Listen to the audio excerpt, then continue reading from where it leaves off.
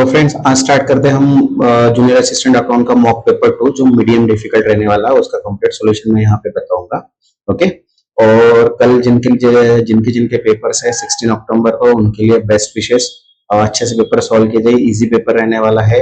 Mind को थोड़ा refresh करके पेपर लीजिएगा, मतलब पेपर सॉल्व इजीली हो जाएगा। ओके, अब जो पेपर है यहाँ पे ये मीडियम डिफिकल्ट है। कल का जो पेपर था वो बहुत इजी था, उसको तो कोई भी सॉल्व कर देगा, ये वाला पेपर है। लेकिन आज का थोड़ा मीडियम डिफिकल्ट पेपर है जो थोड़ा टाइम लगेगा सॉल्व करने में, और इसको थोड़ा मुझे बताने के लिए भी टाइम लगेगा क्योंकि इसके क्वेश्चंस थोड़े हार्ड है। ओके, तो लेट स्टार्ट करते हैं। ओके, पेपर पैटर्न तो आपको सबसे पहले पता ही है कि सारी चीजें। ओके, मैं हर वीडियोस में आपको पेपर पैटर्न बता चुका हूँ कि प्रोफेशनल नॉलेज, रीजनिंग, क्वांटिटी ऐसे मिला के 4 पार्ट्स है और टोटल मिला के 75 क्वेश्चंस है और टोटल मार्क्स रहेंगे 150 और इसको सॉल्व करने के लिए अपने को 75 मिनट्स लगेंगे। ओके, और एक बात की जो भी रिपोर्टिंग टाइम है वो रिपोर्टिंग टाइम पे ही आपको जाना है, ऐसे नहीं कि थोड़ा लेट जाएंगे या फिर पेपर तो बाद में चालू होगा तो लेट जाएंगे। रिपोर्टिंग टाइम जो दिया है वही रिपोर्टिंग टाइम पे जाइए। अगर 7 बजे का रिपोर्टिंग टाइम है तो मॉर्निंग 7 बजे ही पहुंचना है।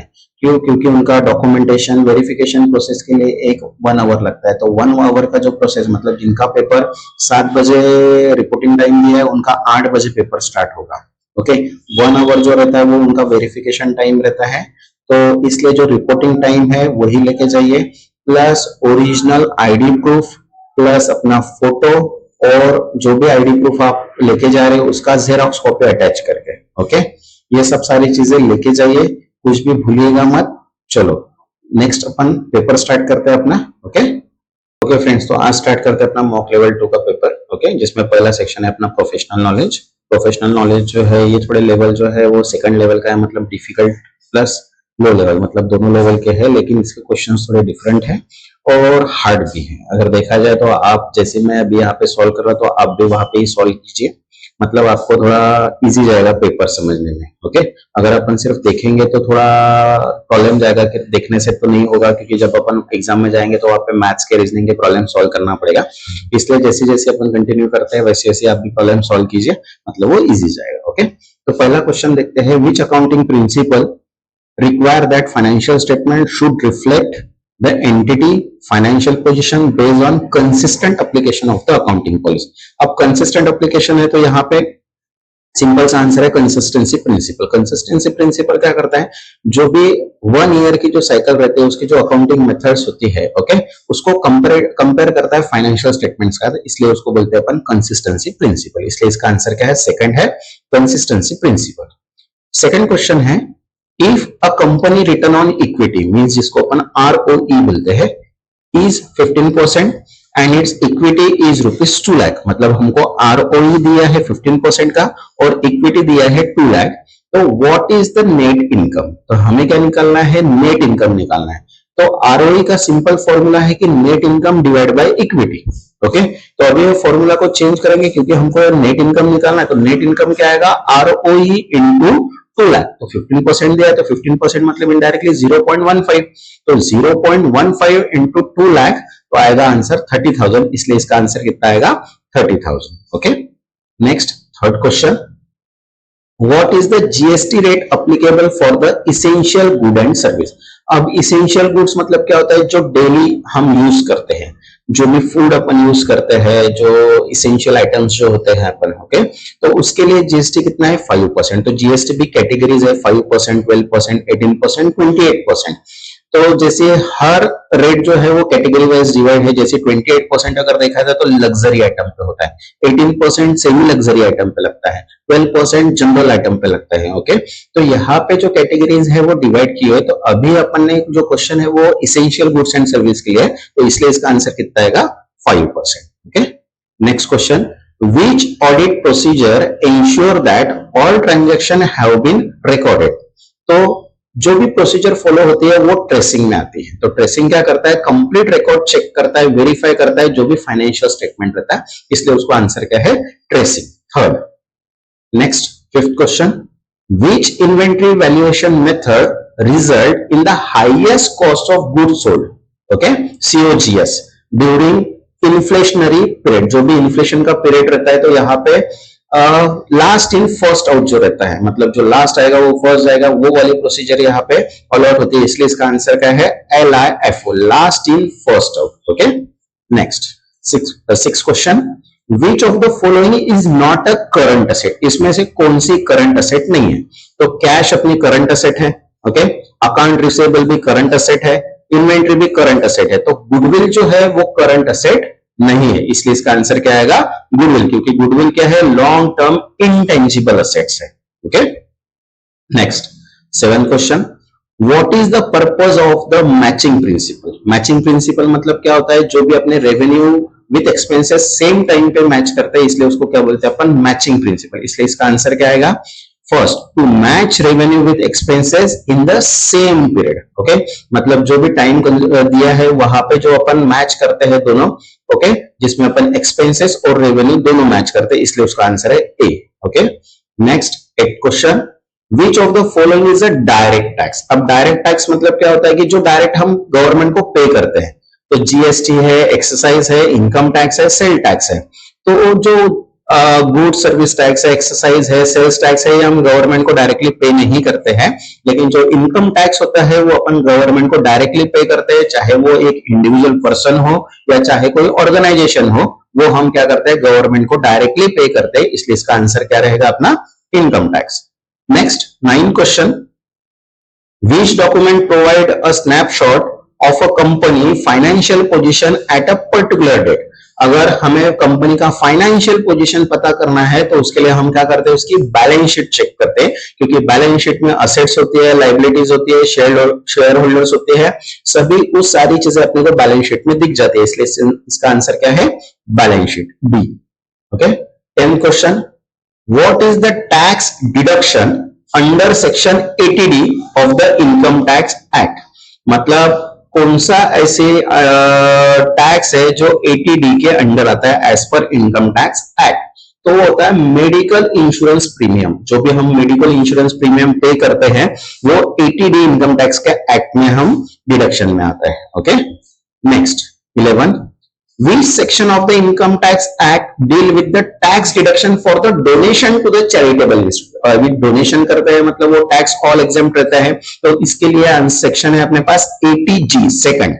80G जो है वो टैक्स एग्जेम्प्ट रहता है जो चैरिटेबल ऑर्गेनाइजेशन के लिए अपन प्रोवाइड करते हैं। Okay, next 12 question, what is the GST return form for tax payer registered under the composition scheme? तो कंपोजिशन स्कीम अगर टैक्स पेयर को रजिस्टर्ड करना है तो GSTR 4 जो होता है, जनरली जो हम बिजनेस जो होता है उसके लिए GSTR 4(1) यूज करते हैं, तो ऐसे अलग अलग टाइप के GSTR ITR फाइल है जो उनके प्रोफेशन के हिसाब से, बिजनेस के हिसाब से अपन डिफाइन करते हैं। ओके, लेकिन जो रजिस्टर्ड कंपोजिशन स्कीम होता है GSTR 4 के अंदर आता है। Okay, third question, what is the penalty for the late filing of the income tax return under section 234F?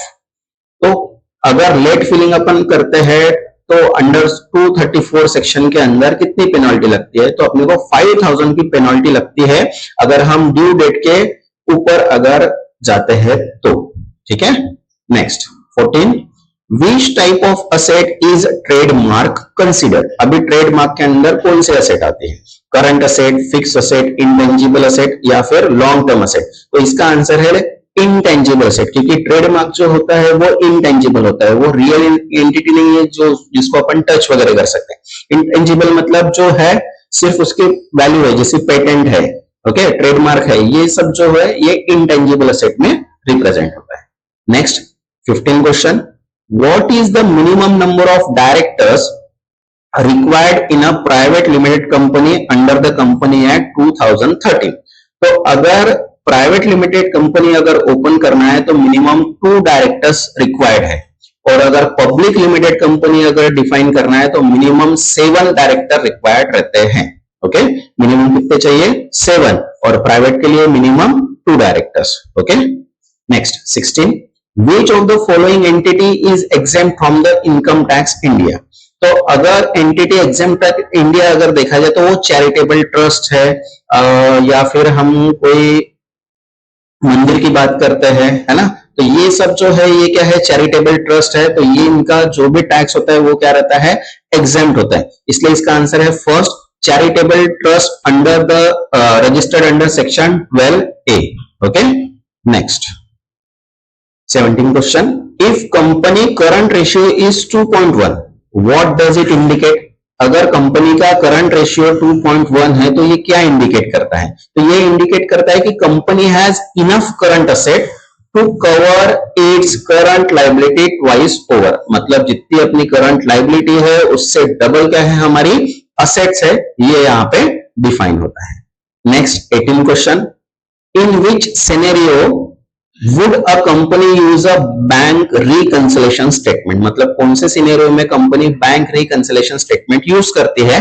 तो वो जो होता है वो book, cash book and bank book का रिकॉर्ड जो है वो मैच करती है, इसलिए इसका आंसर क्या है, सेकंड है, to ensure that its cash book match the current bank records. Okay, next 19 question, which financial statement shows cash flow from operating, investing and financing activity? तो इसका आंसर है statement of cash flow. Cash flow जो होता है वो अपने को बताता है inflow and outflow of cash.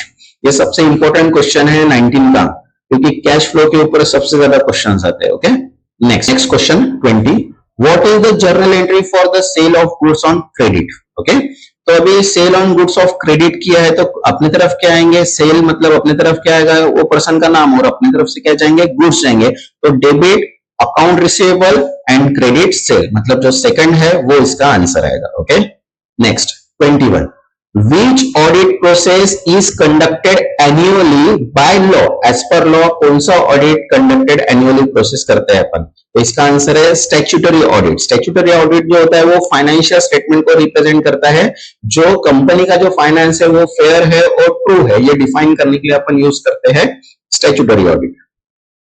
Next question 22, which financial ratio measure a company ability to meet short term obligation? तो अगर कंपनी फाइनेंशियल रेशियो अगर मेजर करना है शॉर्ट टर्म ऑब्लिगेशन के लिए, तो उसके लिए अपन करंट रेशियो डिफाइन करते हैं। करंट रेशियो क्या करता है, जो करंट असेट होती है और करंट लायबिलिटी होती है उनको कंपेयर करने का काम करता है, इसलिए इसका आंसर क्या है, current ratio. Okay, next 23rd, which accounting standard, okay, AS मतलब accounting standard, deals with revenue recognisation. तो रेवेन्यू रिकॉग्नाइजेशन के लिए अकाउंटिंग स्टैंडर्ड 9 डिफाइन किया है। ये प्री डिफाइंड सारे के सारे सेक्शंस है अपने पास, सारे के सारे वैल्यूज प्री डिफाइंड है, जस्ट अपने को इसको रीड करना है। ओके, तो accounting section 9 provide guideline for recognising revenue in financial statement when it is earn, इसलिए AS 9। Next question 24, what is the corporate tax rate applicable for domestic company in India with turnover less than 400 crore? Okay, तो अगर 400 करोड़ अगर हमारा turnover है तो उसके लिए corporate rate tax कितना लगता है, 25%। मतलब जो भी टर्नओवर 400 करोड़ के ऊपर अगर जाते हैं तो उसके लिए टैक्स कितना रहेगा, 25%। Okay, next 25, last question, in accounting which concept state that personal transaction of the owner should be kept separate from the business transaction? तो business entity concept, business entity concept जो होता है वो पर्सनल ट्रांजैक्शन जो रहता है is not a owner transaction of owner and not mixed with the business transaction, मतलब वो एक ओनर का पर्सनल बोल सकते हैं, उसको पर्सनल ट्रांजैक्शन होता है। ओके, तो वो जो होता है उसके लिए अपन क्या करते हैं, बिजनेस एंटिटी कंसेप्ट का यूज करते हैं। ओके, तो ये 25 क्वेश्चंस है जो मीडियम लेवल के थे, मतलब मीडियम डिफिकल्ट लेवल है। इसके बाद और जो थर्ड पेपर आएगा वो थोड़ा हाई लेवल के रहेंगे। ओके, और उसमें मैं जो भी एक्सपेक्टेड क्वेश्चन है कि ये क्वेश्चंस आ सकते हैं वो भी बताने वाला हूं। ओके, तो अभी अपना फर्स्ट सेक्शन कंप्लीट हुआ है, अपन सेकंड सेक्शन की तरफ स्टार्ट करते हैं। अपना सेकंड सेक्शन जो है वो अपना है एनालिटिकल रीजनिंग। अब ये जो रीजनिंग के क्वेश्चन है, जैसे क्वेश्चन है आप भी सॉल्व कीजिए, मतलब आपको समझ में आएगा कि एग्जैक्ट डायग्राम कैसी बन रही है और उसका आंसर कैसा दिखा। ओके, तो यहाँ पे फर्स्ट क्वेश्चन है हमारा कि A is a father of B but B is not as daughter, मतलब ए जो है ये फादर है बी का, लेकिन बी जो है वो डॉटर नहीं है, मतलब डॉटर नहीं है मतलब इनडायरेक्टली क्या है, सन होगा।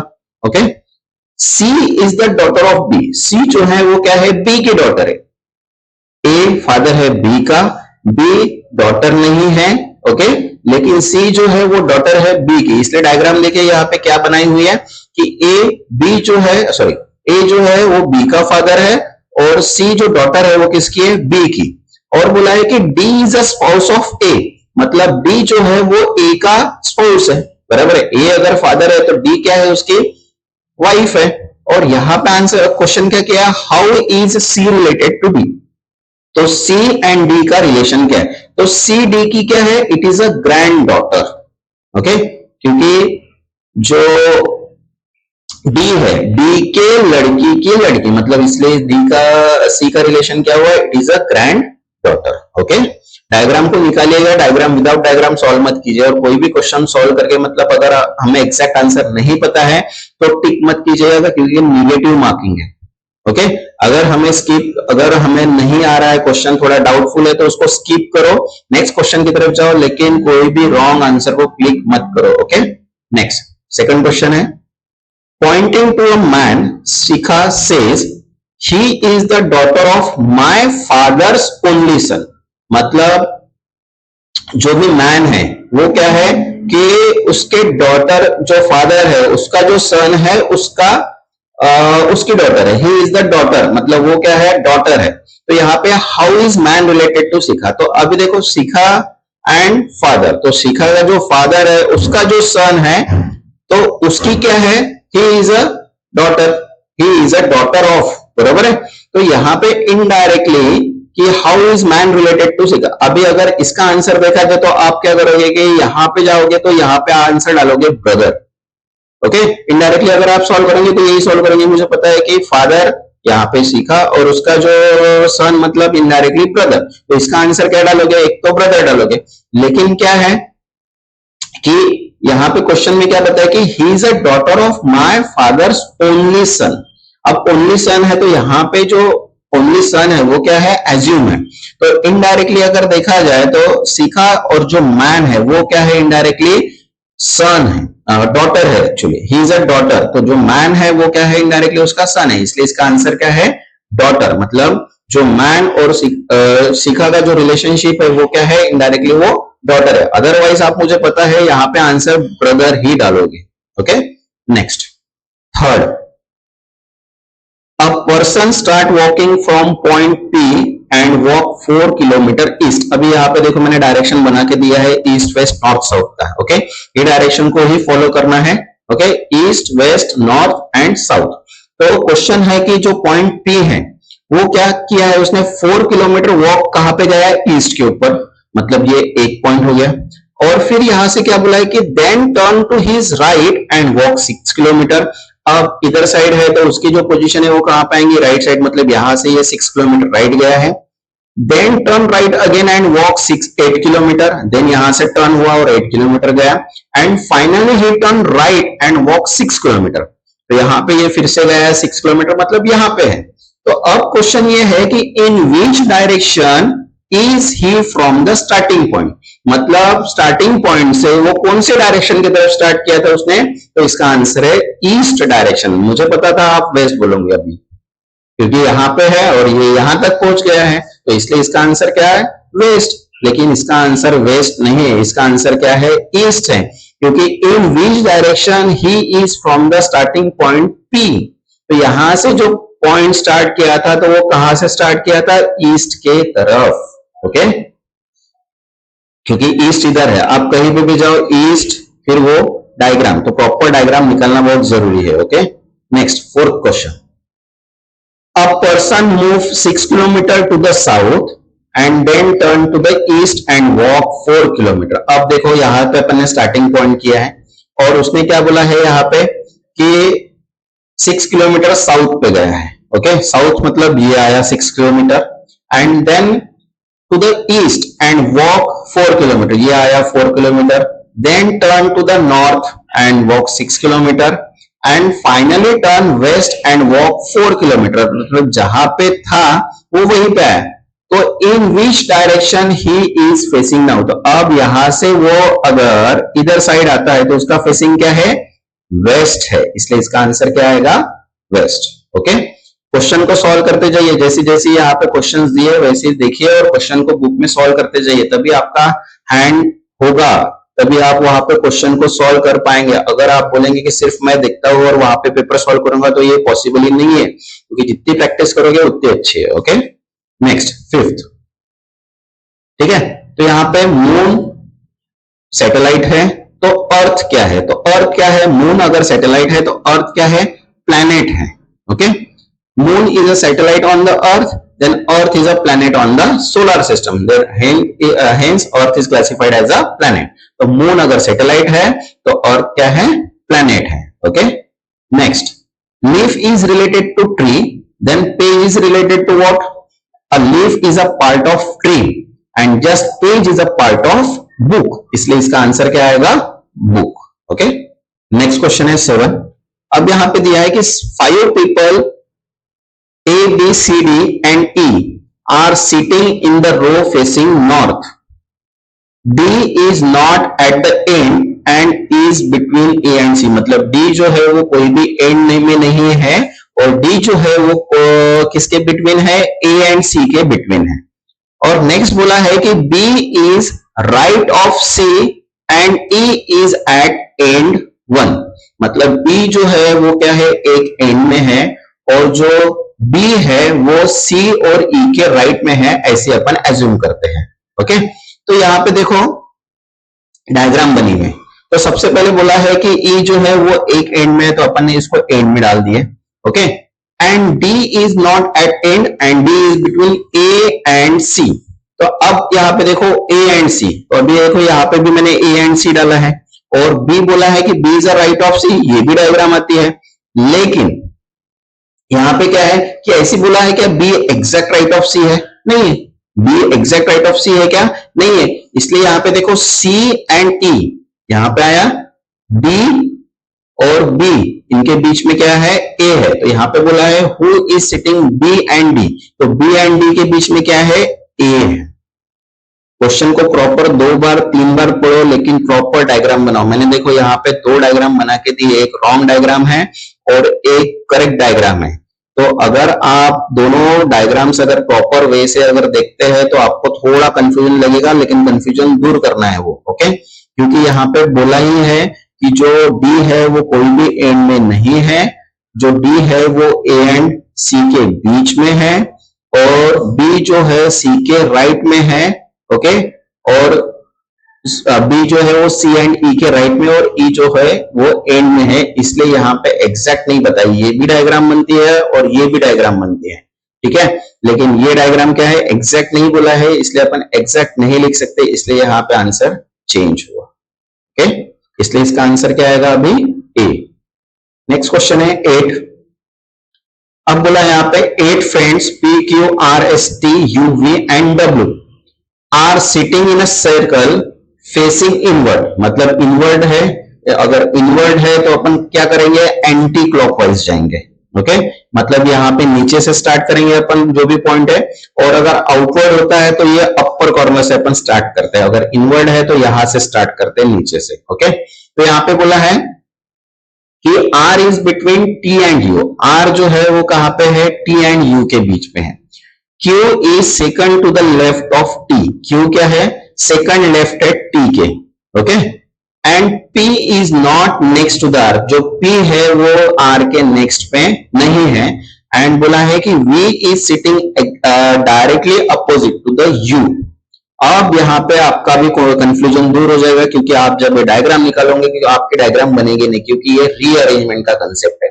रीअरेंजमेंट में क्या होगा कि यहाँ पे एक बार अगर डायग्राम बनती है नहीं है तो उसको अपने को फिर से क्या करना है? चेंज करना है, रीअरेंजमेंट। ये जो बोला है ना V is sitting directly opposite to the U, ये सबसे बड़ा क्वेश्चन है यहाँ पे, क्योंकि ये ही अपने को आंसर देने वाला है। ओके, अब देखो यहाँ पे बोला है कि R जो है वो T एंड U के बीच में है, लेकिन एग्जैक्ट T एंड U के बीच में आया है, बराबर है। अब देखो क्या बोला है? Q is second to the left of T, ये जो T है उसके सेकंड लेफ्ट में है Q, but P is not next to the R, मतलब P इसके नेक्स्ट में नहीं है। ओके, मतलब यहाँ पे P नहीं आएगा। ओके, यहाँ पे U भी आ सकता है।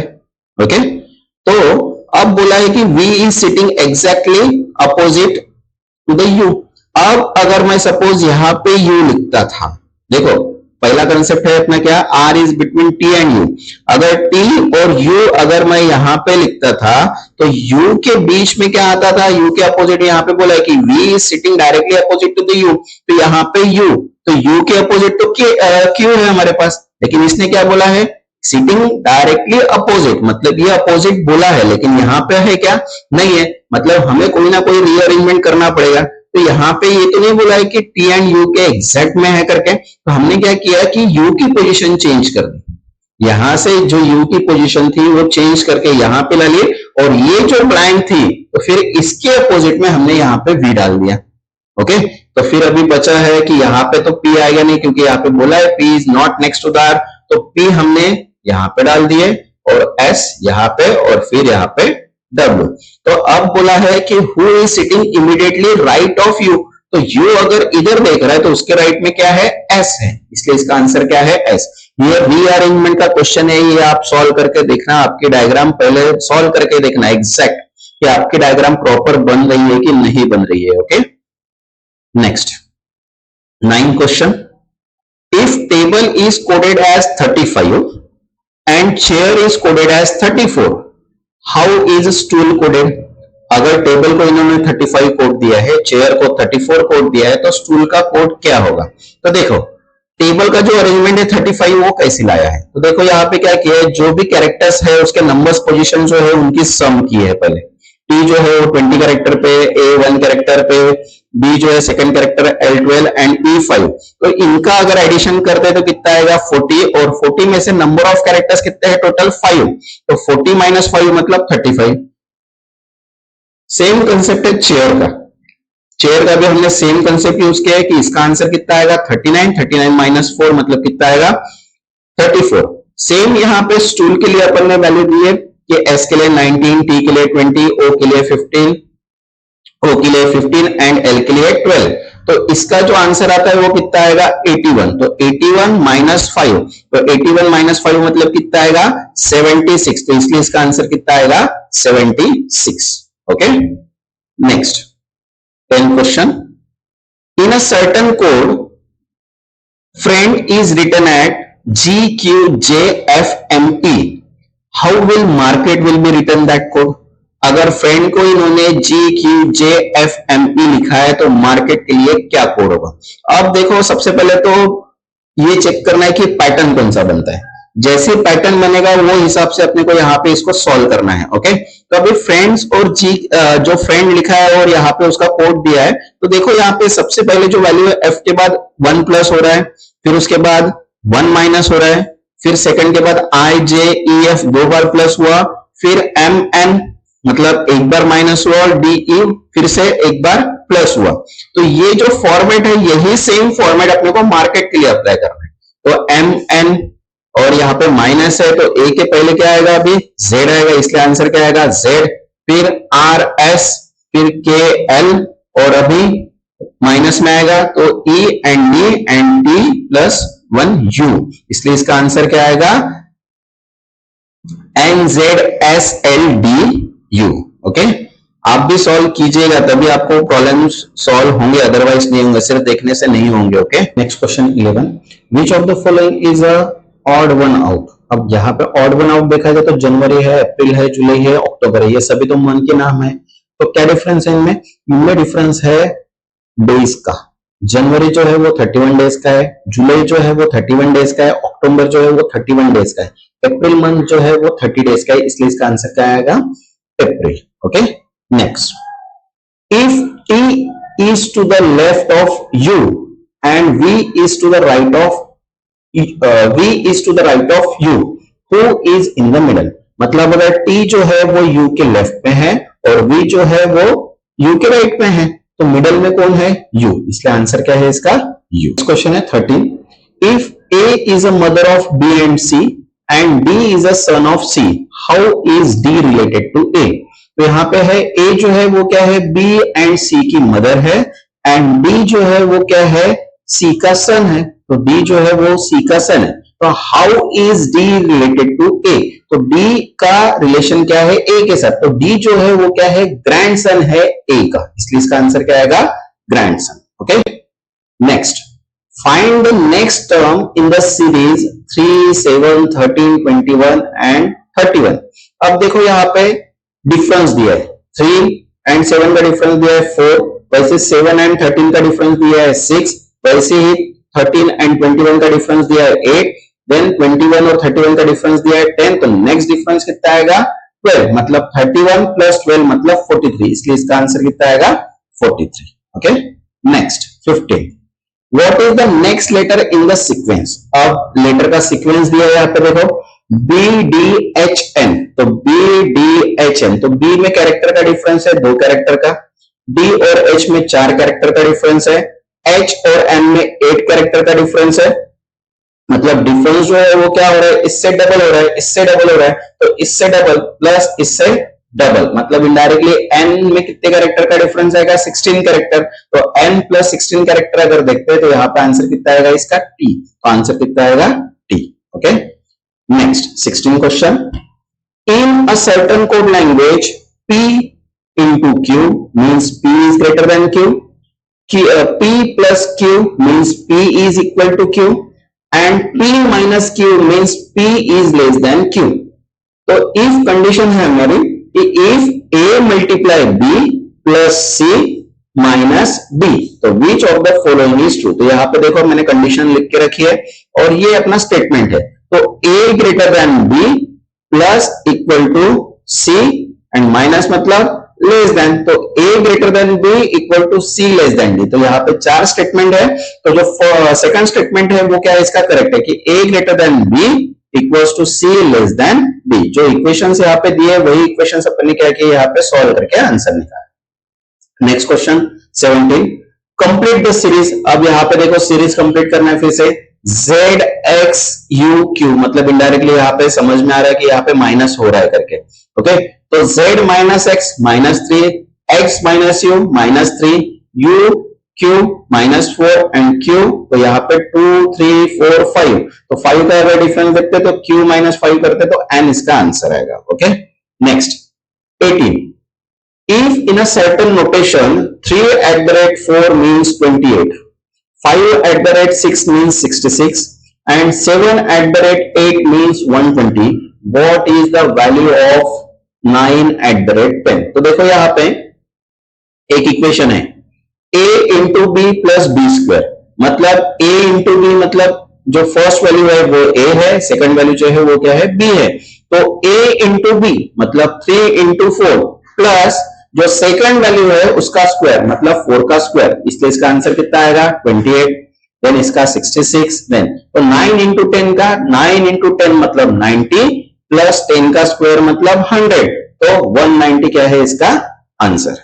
Okay, next 19, is A greater than B, तो स्टेटमेंट दिया है A is greater than C and statement है C is greater than B, तो अपने को अभी स्टेटमेंट सफिशिएंट कौन सा ये निकालना है, तो a ग्रेटर देन सी है and c greater than b है, मतलब a greater then c greater than b, मतलब दोनों स्टेटमेंट हमें लग रहा है कि a ग्रेटर देन अगर a ग्रेटर देन b है तो ये निकालना अगर हमें है तो दोनों स्टेटमेंट क्या है सफिशिएंट है, इसलिए यहाँ पे both statement together are sufficient, क्योंकि दोनों स्टेटमेंट हमें चाहिए तभी जाके हमारा जो आंसर आएगा वो ट्रू आएगा, अदरवाइज नहीं आएगा। Okay, next 20 question, some cats are dog no dog is bird, तो यहाँ पे मैंने देखो डायग्राम निकाला, कैट निकाला है और सम बोला है, सम मतलब इनडायरेक्टली एक छोटा सा पार्ट, तो कैट्स का जो छोटा सा पार्ट है वो क्या है, डॉग है, डॉग का छोटा सा पार्ट क्या है, कैट है, तो यहाँ पे कंक्लूजन बोला है कि some birds are dog, some birds are dog, नहीं यहाँ पे बोला है कि no dog is bird. Okay, तो सेकंड बोला है कि some cats are not bird,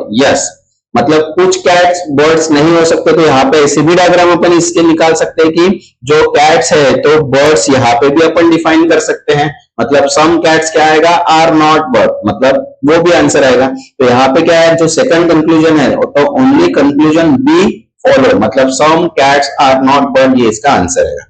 तो ये जो सेकंड है ये हमारा यहाँ पे कंप्लीट होता है सेक्शन। तो अभी नेक्स्ट जो आएगा वो अपना एप्टीट्यूड आएगा, तो वहां पे भी क्वेश्चंस थोड़े डिफिकल्ट लेवल के हैं, तो प्लीज कॉपी और पेन लेके उसको सॉल्व करने का ट्राई कीजिए। ओके, नेक्स्ट थर्ड सेक्शन है हमारा क्वांटिटेटिव एप्टीट्यूड। फर्स्ट क्वेश्चन यहाँ पे दिया है कि the average of 3 number is 20। 3 number है उनका एवरेज है 20।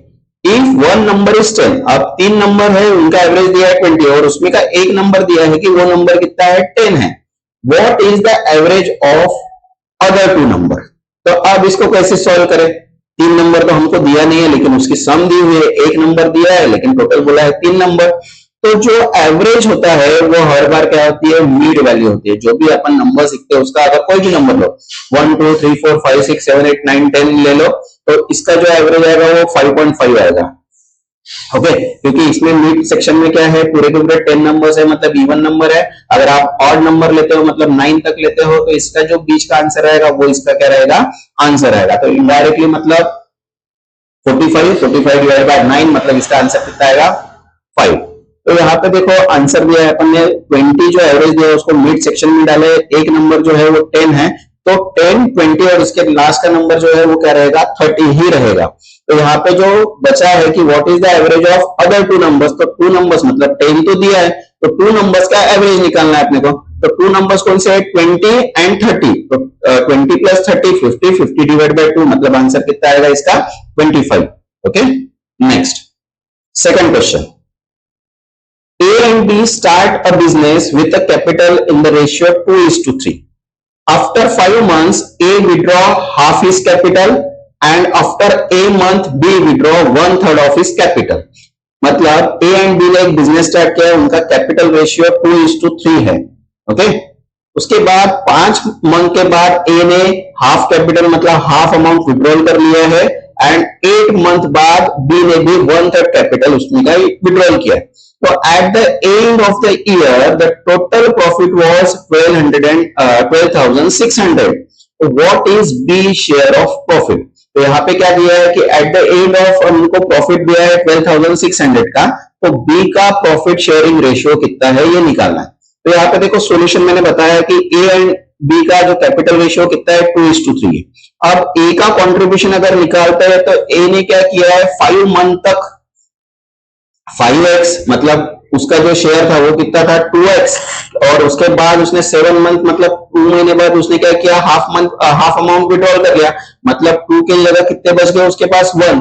तो यहाँ पे प्लस किया अपन ने x इंटू 7 मतलब 7 मंथ के लिए 1 था और 5 मंथ के लिए 2 थे। तो ऐसे टोटल अगर देखा जाए तो उसका टोटल कंट्रीब्यूशन कितना था 17x।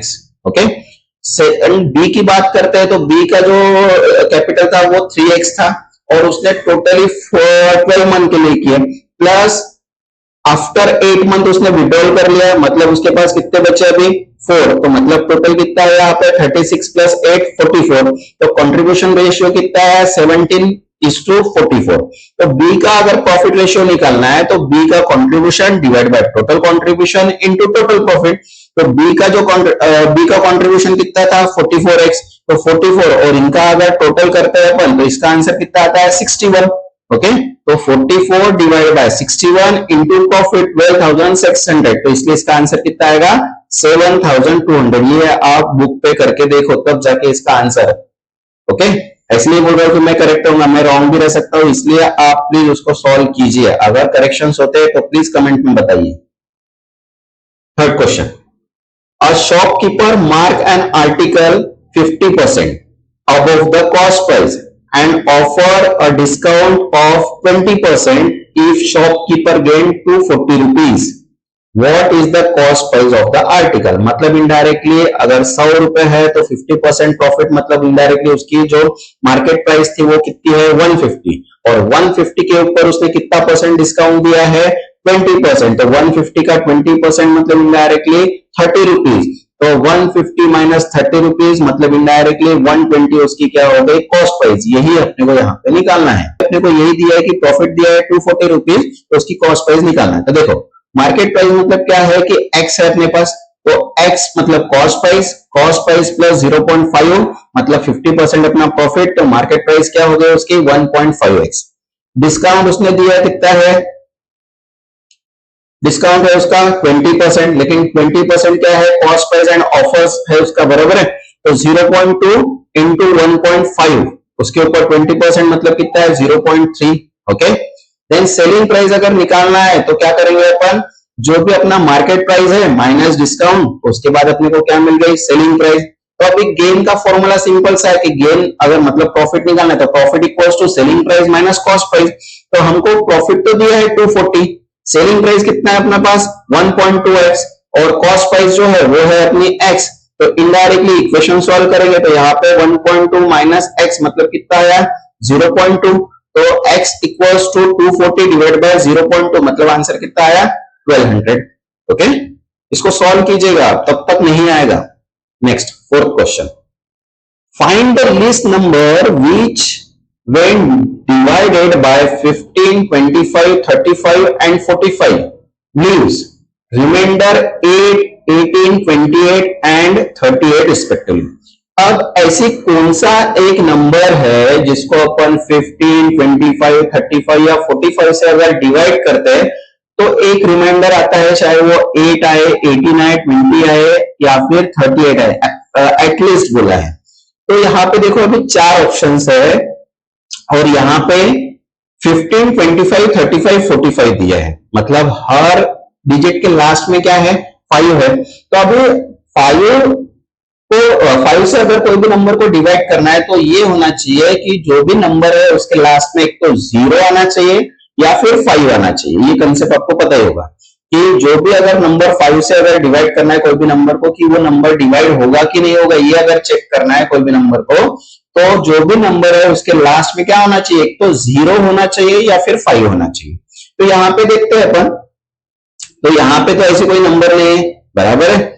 अब एक लॉजिक यहाँ पे मतलब अपना माइंड अगर सेट करते तो देखो यहाँ पे क्या होगा कि जैसे 7 नंबर है, 7 को अगर 5 से अगर माइनस करते हैं 7 को तो रिमाइंडर कितना आएगा 2 आता है। तो आता है यहाँ पे 8 नहीं, मतलब ये आंसर तो गए दोनों। अब ये 2 बच्चे हैं, अब ये 2 में से देखो 8 यहाँ पे है 8, तो 8 माइनस 5 करते तो कितना आता 3 आता है, इसलिए आंसर ये भी गायब था। मतलब क्या बचा अपने पास 193। अब 193 3 में से 5 तो जाएगा नहीं, इसलिए 13 माइनस 5 करेंगे तो क्या आएगा आंसर, रिमाइंडर कितना है, मतलब माइनस करेंगे तो कितना आएगा आंसर 8 आएगा। मतलब इनडायरेक्टली इसका आंसर कितना आएगा 190। हर प्रॉब्लम को मैन्युअली सॉल्व करना जरूरी नहीं है, कुछ कुछ अपना लॉजिक लगा के कि अपने को कोई शॉर्ट ट्रिक्स पता होती है कि ये नंबर से ये नंबर से अगर डिवाइड करेगा, जैसे 5 नंबर है, 5 नंबर को अगर 5 नंबर से कोई भी नंबर को डिवाइड करते तो वो नंबर के लास्ट में 5 या 0 होना चाहिए, ये कंपलसरी है, ये एक शॉर्ट ट्रिक है। ओके, आप कोई भी नंबर देख लो जिसके लास्ट में 5 होगा या 0 होगा, वो नंबर 5 से डिवाइड डेफिनेटली जाता है। लेकिन यहाँ पे अपने को रिमाइंडर बोला है, तो यहाँ पे हर वैल्यू देखिए अपन ने तो 13 वैल्यू, यहाँ पे अगर देखते तो 13 माइनस 5 करते तो 8 आंसर आता। तो अगर अपन 25 को अगर सॉरी 193 को अगर 25 से अगर डिवाइड करके देखो तो शायद 18 आंसर आपका मिल जाएगा। ओके, देखो 5th क्वेश्चन है, a train 150 metre long pass a platform 300 metre long in 30 second, what is the speed of train. तो यहाँ पे देखो ट्रेन का डिस्टेंस दिया अपने को, कितना दिया है 150 मीटर, प्लेटफॉर्म का डिस्टेंस है 300 मीटर, टाइम दिया है 30 सेकंड। तो टोटल डिस्टेंस अगर देखा जाए तो ट्रेन प्लस प्लेटफॉर्म का डिस्टेंस हम ऐड करते तो कितना आएगा 450 मीटर। और हमें क्या निकालना है, स्पीड निकालना है। तो स्पीड का फॉर्मूला क्या है, speed equals to distance divide by time. तो हमारा डिस्टेंस कितना आया 450, 450 डिवाइड बाय 13 करेंगे तो कितना आएगा 15 मीटर पर सेकंड, क्योंकि आंसर किसमें है मीटर सेकंड में है और हमें किसमें दिया है किलोमीटर। तो अब इसको क्या करना पड़ेगा, किलोमीटर पर आवर में कन्वर्ट करना पड़ेगा। तो इनडायरेक्टली यहाँ पे जो है 15 को मल्टीप्लाई करेंगे 3.6 से, तो हमारा आंसर आएगा 54 किलोमीटर पर आवर। मतलब जो भी सेकंड में आंसर आ रहा है उसको अगर कन्वर्ट करना है किलोमीटर में तो इनडायरेक्टली 3.6 से क्या करना पड़ेगा, मल्टीप्लाई करना पड़ेगा, तब जाके 54 किलोमीटर यहाँ पे आंसर आएगा। इसलिए इसका आंसर कितना है बी। नेक्स्ट क्वेश्चन है 6, इन अ 1000 मीटर रेस ए बीट बाय 200 मीटर, मतलब ए ने बी को बीट किया 200 मीटर से, and B beat by 100 metre by to C, मतलब इनडायरेक्टली बी ने सी को बीट किया 100 मीटर से, मतलब ए ने बी को बीट किया 200 एंड बी ने सी को बीट किया 100 मीटर से, by how many metres does A beat C. अब निकालना है ए और सी का बीट रेशियो, मतलब इनडायरेक्टली यहाँ पे कितने मीटर्स ने बीट किया बोलना है। तो देखो यहाँ पे मैंने लिख के दिया है कि ए बीट बाय बी मतलब 1000 माइनस 800 मतलब 200 मीटर से वो हुआ। बीट बाय सी मतलब 1000 माइनस 100 मतलब 100 मीटर। तो सी का जो डिस्टेंस है वो निकालना है अपने को, how many metres A beat by C. तो 900 क्या है अपना डिस्टेंस है, 1000 माइनस 100, तो 900 डिवाइड बाय 1000 इंटू बी का कितना है 800, तो इसका आंसर कितना आया 720 मीटर। और ए का कितना था 1000, उसने मीटर क्रॉस किया था, तो 1000 मीटर डिवाइड माइनस 720 मीटर, तो आंसर कितना है 280 मीटर। मतलब ए ने सी को बीट किया 280 मीटर से। Okay, next 7 question. 2 pipes can fill a tank in 12 hours and 15 hours respectively. A third pipe can empty the full tank in 20 hours. If all 3 pipes are open simultaneously, how will it take to fill the tank? तो देखो ए ने कितना fill किया, ए को कितना time लग रहा, suppose 12 our, B को कितना टाइम लग रहा 15 आवर्स, और थर्ड जो पाइप है वो एम्प्टी कर रहा है और उसको कितना टाइम लग रहा है 20 आवर्स। देखो यहाँ पे अपन एक्सप्लेन किए, ए को 12 आवर्स, बी को 15 और सी को 20। अगर कंबाइंड रेट निकालते हैं तो 1/12 प्लस 1/15 माइनस 1/20। तो अगर इसका एलसीडी निकालते हैं तो कितना आएगा 60, तो यहाँ पे आ गया 5/60 प्लस 4/60 माइनस 3/60। तो इनका अगर एडिशन करते तो 9/60 माइनस 3/60, तो यहाँ पे आएगा 110। तो आंसर कितना आया 10 आवर्स। मतलब तीनों पाइप को अगर ओपन करते हैं साइमल्टेनियसली तो टैंक को फिल करने में कितना टाइम लगेगा 10 आवर्स का। नेक्स्ट क्वेश्चन 8, कैलकुलेट अभी सिंप्लीफिकेशंस दिया है, 12 divide by 6 divide by 3/4 plus 5/10। तो इनडायरेक्टली यहाँ पे डिवीजन है, तो डिवीजन को मल्टीप्लाई में कन्वर्ट करना है, तो 3/4 को क्या करना पड़ेगा इनवर्स करना पड़ेगा यहाँ पे। तो यहाँ पे क्या है 12 डिवाइड बाय 16 इंटू 4/3 प्लस 5/10। तो यहाँ पे जो भी वैल्यू है वो डिडक्ट कर दो, कट कर दो, और जो भी आंसर आएगा वो कितना आएगा 1 प्लस यहाँ पे डिवाइड करेंगे तो 0.5, इसलिए इसका आंसर कितना आएगा 1.5। ओके, नेक्स्ट क्वेश्चन है 9, the sum of present age of father and his son and his daughter is 50 years. Before 5 years the father age will be 4 times the daughter age. What are their present age? तो यहाँ पे अभी present as निकालना है दोनों की। तो present as जो दी है वो क्या है, दोनों की सम दी है। फादर एंड डॉटर की प्रेजेंट एज कितनी दी है 50 दी है। देखो present age of father and daughter equals to 50। अब 5 इयर्स आएगा, मतलब क्या करना पड़ेगा, जो भी करंट वैल्यू है उससे 5 इयर्स क्या करना पड़ेगा माइनस। तो father minus 5 equals to 5 years के पहले उसकी एज क्या थी 4 टाइम्स, इसलिए यहाँ पे 4 in bracket D minus daughter minus 5। अगर फादर्स देखते हैं तो फादर्स टोटल में से क्या करेंगे अपन डी डॉटर माइनस करेंगे तो फादर की एज मिल गई। तो अगर दोनों इक्वेशन को अपन देखते हैं तो 50 minus D minus 5 equals to 4 into D minus 5। तो इनका अगर कैलकुलेशंस अगर करते हैं तो यहाँ पे 45 minus D equals to 4d minus 20 multiplication, then 45 ये माइनस का इधर प्लस हो गया तो 65 यहाँ पे प्लस हो गया 5, तो 65 प्लस 5 मतलब कितना है, डॉटर का एज कितना है यहाँ पे 13। तो अगर फादर का एज अगर निकालना है तो फादर का एज क्या है 15 माइनस 13 मतलब कितना है 37। तो जो फर्स्ट आंसर है फादर एज कितना है 37 एंड डॉटर का एज कितना है 13, तब जाके दोनों का सम कितना हो रहा है 50। Okay, next question 10. A cover a certain distance at a speed of 30 km per hour and return at the speed of 20 km per hour. What is the average speed of entire journey? अभी average speed अगर निकालना है entire journey का तो simple formula है average speed का 2 into distance 1 into distance 2 divided by distance 1 plus distance 2। तो यहाँ पे 2 into 30 into 20 divide by 30 plus 20, तो 1200 डिवाइड बाय 50 तो 24 किलोमीटर पर आवर इसका क्या निकलेगा एवरेज स्पीड निकलेगी। Okay, next 11th, a cylindrical container has a radius of 7 centimeter and a height of 14 centimeter. What is the volume of cylinder? अभी volume of cylinder का formula अपने को पता होना चाहिए यहाँ पे। तो वॉल्यूम ऑफ सिलेंडर का फॉर्मूला क्या है पाई आर स्क्वायर इंटू एच, मतलब हाइट। तो अपने को रेडियस दी है 7 और हाइट दी है 14। तो रेडियस निकालना है अपने को, तो रेडियस मतलब 7 दिया है तो 7 का स्क्वायर मतलब इनडायरेक्टली 49। अब लगेगा वॉल्यूम का फॉर्मूला, और पाई की वैल्यू 3.14 या फिर 22/7, दोनों में से आप कोई आपको इजी लगती है वो आप लो। मैंने यहाँ पे ले लिया 22/7 इंटू 49 इंटू हाइट। तो यहाँ पे जो भी कैलकुलेशंस होगा देन आंसर आएगा 2156 centimetre cube. Okay, next 12th question. A train leaves station A and travel toward station B at speed of 80 kilometre, मतलब इनडायरेक्टली A से B तक जाने के लिए कितना स्पीड है उसका 80 किलोमीटर पर आवर।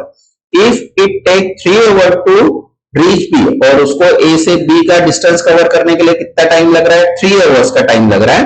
तो how far is station from, तो सेम डिस्टेंस निकालना है। तो डिस्टेंस का फॉर्मूला स्पीड इंटू टाइम, तो स्पीड कितना दिया है 80 और टाइम दिया है 3 आवर्स, मतलब यहाँ पे किलोमीटर पर आवर और टाइम भी दिया है आवर में, तो कोई कन्वर्जन नहीं है यहाँ पे किलोमीटर मीटर पर सेकंड का। तो डायरेक्टली 80 इंटू 3 तो 240 इसका क्या आ गया, आंसर आ गया। Next, A, B, C invest in a business in the ratio of 5:6:7. After 4 months, A withdraw half his capital.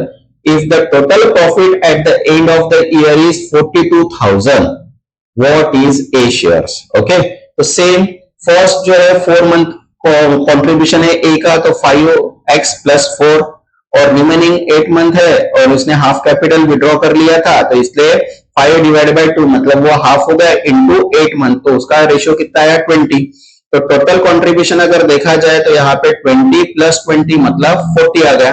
B का कंट्रीब्यूशन उसका रेशियो है 6, तो 6 इंटू 12 72, और इसका है 7 सी का, तो 7 इंटू 12 84, तो टोटल कंट्रीब्यूशन आया 196। तो प्रॉफिट दिया अपने को 42,000, तो 42,000 इंटू 40 डिवाइड बाय 196, मतलब प्रॉफिट इंटू जो भी उसका शेयर रेशियो है वो, मतलब 40 डिवाइड बाय 196 टोटल, तो इसका आंसर कितना आएगा 8571। ओके, यहाँ पे दिया है 8571 जो बी आंसर है। Okay, next 14। A boat travel a distance of 30 km downstream in 3 km. On its return journey upstream, it takes 4 hours to cover the same distance. Distance same है, अगर डाउनवर्ड जा रहे हैं 30 किलोमीटर के हिसाब से तो उसको 3 आवर्स लग रहे हैं। सेम अपस्ट्रीम में सेम डिस्टेंस आ रहे हैं तो उसको कितना लग रहा है 4 आवर्स लग रहे हैं। तो what is the speed of current in the river, तो अपने को क्या निकालना है, स्पीड निकालना है करंट की। तो यहाँ पे देखो डाउनस्ट्रीम है तो 30 डिवाइड बाय 3 तो 10 किलोमीटर पर our, and upstream 30 divide by 4 मतलब 75 किलोमीटर, मतलब स्पीड मिल गई। अब रिलेशनशिप अगर देखते हैं तो B + C, B मतलब क्या है speed of boat, and C मतलब स्पीड ऑफ करंट। तो डाउनस्ट्रीम B + C 10 आ गया इसका कैलकुलेशंस, और B - C मतलब यहाँ पे अपस्ट्रीम है इसलिए 7 - 5। अब दोनों इक्वेशंस को ऐड करते हैं तो यहाँ पे देखो अपने को B 2B, और यहाँ पे इन दोनों का एडिशन मतलब B की वैल्यू मिल गई अपने को 8.75 किलोमीटर पर आवर। तो स्पीड ऑफ करंट निकालना है तो यही इक्वेशन में अपन इसको ऐड कर देंगे, तो B + C = 10, तो B की वैल्यू तो अपने को मिल गई यहाँ पे 8.75, C की वैल्यू निकालना है तो 8.75 माइनस 10 माइनस 8.75, तो 1.25 किलोमीटर पर आवर क्या आ गया उसका आंसर आ गया। Okay, next 15th। ये जो क्वांटिटी एप्टीट्यूड के क्वेश्चंस है ये और मैं अपलोड करूंगा, लेकिन थोड़ा टाइम लगेगा क्योंकि इसके क्वेश्चंस बनाने में थोड़ा टाइम लगता है। ओके, तो यहाँ पे मैंने सिर्फ एक ही क्वेश्चन ऐड किया है, तो ऐसे क्वेश्चंस आएंगे और इजी क्वेश्चंस होते हैं, सिर्फ क्वेश्चन समझ में आना चाहिए। Okay, last one 5th question है, the following table shows the sales in 1000 company over 4 quarters, what is the percentage increase in the sale from Q1 to Q4, मतलब Q1 से लेकर Q4 तक कितना परसेंटेज सेल इंक्रीज हुआ है ये अपने को परसेंटेज में निकालना है। तो इनडायरेक्टली Q1 कितना है 120 है, Q4 कितना है 200, तो 200 माइनस 120 मतलब 80, मतलब 80 क्या हो गया अपना 1000 मतलब 80 से बढ़ गया है, परसेंटेज निकालना है इनडायरेक्टली। तो 80 डिवाइड बाय टोटल क्वार्टर कौन सा है 1 का है, 1 की ऊपर से निकालना है, तो 80 डिवाइड बाय 120 इंटू 100, तो इसका जो आंसर आएगा वो कितना आएगा 66.67%। तो यहाँ पे परसेंटेज इंक्रीज कितना है क्वार्टर वन का क्वार्टर फोर से लेके फोर के कंपेयर में 66.67%। ओके, ये अपना थर्ड सेक्शन है। इसके बाद भी अपन क्वेश्चंस बनाएंगे, थोड़ा टाइम लगता है वीडियो बनाने में, इसलिए अपलोड करने में भी लेट होता है। ओके, क्योंकि मैं सबसे पहले इसको व्हाइट बोर्ड पे सॉल्व करके देता हूँ मेरे जो कैंडिडेट्स है ऑफलाइन वाले, एंड देन उसके बाद उसकी फोटो निकाल के मुझे यहाँ पे अपलोड करना पड़ता है। ओके, इसलिए थोड़ा टाइम लगता है। ओके, तो नेक्स्ट जो पार्ट है अपना मराठी लैंग्वेज का है, तो यहाँ पे अपन मराठी लैंग्वेज है इसलिए मराठी में बात करते हैं। ठीक है, देखते हैं फर्स्ट क्वेश्चन। आजचा दिवस खूप डॅश आहे, त्यामुळे आपल्याला समुद्रात जायचं आहे। तर आता आजचा दिवस खूप काय आहे, उष्ण आहे, थंड आहे, चांगला आहे किंवा पाऊस आहे। तर आता उष्ण थंड हे काय करताय, परिस्थिती दर्शवते, बरोबर। जर आता थंड असेल तर समुद्रात जायचं काय कारण नाही, म्हणजे आजचा दिवस खूप उष्ण आहे त्यामुळे आपल्याला समुद्रात जायचं आहे, म्हणून याचा आन्सर काय आहे, उष्ण। ओके, दुसरा क्वेश्चन। सुधारणा या शब्दाचा अर्थ काय आहे, सुधारणा म्हणजे सुधारित करणे, बराबर है, इसलिए इसका आंसर भी क्या आएगा, सुधारित, म्हणजे काहीतरी सुधारणे, त्याला आपण काय म्हणतो, सुधारणा करणे, करेक्ट करणे। ठीक आहे, तिसरा क्वेश्चन। खालील वाक्याचे इंग्रजीत भाषांतर करा। माझा आवडता रंग नीला है, my favourite colour is blue. ये कोई भी बताएगा, इजी है। Okay, my favourite colour is blue. Okay, next चौथा क्वेश्चन। खालील मजकूर वाचा आणि उत्तर द्या। संपूर्ण जगात सर्वत्र झाडे असतात, त्या फक्त वातावरणाला स्वच्छ करत नाहीत, तर अनेक प्राण्यांचे निवासस्थान देखील असतात। झाडे का महत्वाची आहेत? आता इथे चार ऑप्शन दिलेले आहेत आपल्याला। त्या फक्त सुंदर आहेत, त्या प्राण्यांचे निवासस्थान आहे, त्या फक्त ऑक्सिजन देतात, त्या सर्वांसाठी उपयुक्त नाही। तर जर झाडे आहे, आता वातावरण आहे, त्याच्यानंतर निवासस्थान देखील आहे, असे शब्द झालेले आहे, आणि झाडे हा महत्वाचे शब्द आहे, बरोबर आहे। तर इथे काय होत आहे की झाडांचं खूप वर्णन केलेलं आहे, तर याचा आन्सर काय, त्या प्राण्यांचे निवासस्थान आहेत, कारण की संपूर्ण सर्वीकडे काय झाडे आहेत, वातावरणाला स्वच्छ करत नाहीत, त्या फक्त वातावरणाला स्वच्छ करत नाहीत, तर अनेक प्राण्यांचे निवासस्थान देखील आहेत, तर त्या प्राण्यांचे निवासस्थान देखील आहेत, हे त्याचा आन्सर आहे। Okay, fifth question. खालील वाक्यात योग्य शब्द निवडा। तिला डॅश घेऊन पोहायला आवडतं। तर ऑप्शन्स आहेत आपल्याजवळ, पुस्तक, सायकल, बोट, टावेल। तर तिला बोट घेऊन पोहायला आवडतं, बरोबर आहे। आता टॉवेल, पुस्तक, सायकल तर हे येणार नाही पोहण्यासाठी, तर बोट। ओके, नेक्स्ट सहावं। जलद या शब्दाचा वाक्यातील भाग ओळखा। तो जलद धावतो, तर जलद हा काय, क्रियाविशेषण आहे। जलद क्रियाविशेषण आहे कारण की क्रिया धावतोचे वर्णन करते, बरोबर आहे, म्हणून त्याचं काय आहे, जलद काय आहे, क्रियाविशेषण। ओके, नेक्स्ट सातवा क्वेश्चन। खालील वाक्य कोणते योग्य आहे? तो आजारी आहे तरीही काम करतो। सेकंड, तो आजारी आहे तरीही तो काम करत आहे। तिसरा, तो आजारी होता तरीही तो काम करत होता। तो आजारी आहे तरीही काम करणे, तर पहिला जो ऑप्शन आहे तोच करेक्ट आहे। तो आजारी आहे तरीही तो काम करतो। ओके, कारण की हे योग्य काळात वाक्य आहे म्हणून। नेक्स्ट आठवा क्वेश्चन। खालील वाक्याचे अप्रत्यक्ष वाचन करा। तिने सांगितले मी शाळेत जात आहे, तर तिने सांगितले की ती शाळेत जात आहे। सेकंड आहे, तिने सांगितले की ती शाळेत जात होती। थर्ड, तिने सांगितले की ती शाळेत जाईल। फोर्थ, तिने सांगितले की ती शाळेत जात नाही। आन्सर काय, फर्स्ट, तिने सांगितले की ती शाळेत जात आहे, बरोबर आहे। अप्रत्यक्ष वाचण्याचे योग्य रूप आहे ते। नववा नंबर। दुधावरची क्रीम या वाक्याचा अर्थ काय? दुधावरची क्रीम म्हणजे चांगली व्यक्ती, म्हणजे उत्तम व्यक्ती, म्हणून आन्सर काय आहे, उत्तम व्यक्ती। 10वा क्वेश्चन। तो डॅश जाईल हे मला माहिती आहे। तो चांगला जाईल हे मला माहिती आहे। चांगली, चांगले, चांगला, तो चांगला जाईल। तो आहे, ती आहे का, ती असते तर ती चांगली जाईल असं असतं। तो आहे म्हणून तो चांगला जाईल। ओके, नेक्स्ट 11व, तुमच्या सर्व मित्रांना डॅश वेळी भेटावे लागेल. तर तुमच्या सर्व मित्रांना काय, नवा योग्य पूर्ण वेळ. तर तुमच्या सर्व मित्रांना योग्य वेळी भेटावे लागेल. योग्य वेळी हा वाक्य पूर्ण करत होता. ओके. Next question 12 means 12. समर्थ या शब्दाचा अर्थ काय आहे? समर्थ म्हणजे शक्तिशाली. ओके. समर्थ म्हणजे काय, शक्तिशाली. नेक्स्ट 13वा क्वेश्चन, खालील वाक्य कोणते योग्य आहे? तर प्रत्येक विद्यार्थ्यांनी त्यांच्या पुस्तकांवर काम केले. प्रत्येक विद्यार्थ्यांनी त्यांच्या पुस्तकावर काम केले. ओके. प्रत्येक विद्यार्थ्यांनी आपल्या पुस्तकांवर काम केले. प्रत्येक विद्यार्थ्यांनी आपल्या पुस्तकांवर काम केले. तर याचा आन्सर आहे बी, प्रत्येक विद्यार्थ्यांनी त्यांच्या पुस्तकावर काम केले. त्यांचा म्हणून प्रत्येक काय हा एक एक आहे म्हणून त्यांचा वापरला जातो. ओके. नेक्स्ट 14th 14वा, खालील वाक्यात योग्य शब्द निवडा. सत्य बोलणे हे डॅश आहे. सत्य बोलणे हे सोपे आहे. सत्य बोलणे नेहमी सोपे असते. ओके. 15, गडगडीत वाजवणे या वाक्याचा अर्थ काय? गडगडीत मीन्स विचार न करता वागणे. ओके. मीन्स काही विचार न करता जो वागतो त्याला आपण काय म्हणतो, गडगडीत वाजवणे. ओके. मीन्स याचा आन्सर काय, सी, विचार न करता वागणे. ओके. तर हे आपल्या मराठी सेक्शनचे पण 15 क्वेश्चन झाले. नेक्स्ट जो व्हिडिओ राहील तो मॉक पेपर 3 राहील. तो याच्यापेक्षा हार्ड लेवल राहील आणि त्याच्यामध्ये मी एक्सपेक्टेड क्वेश्चनच सांगेल आता, कारण की वेळ नाही आहे. उद्या 16 तारीख है. ओके.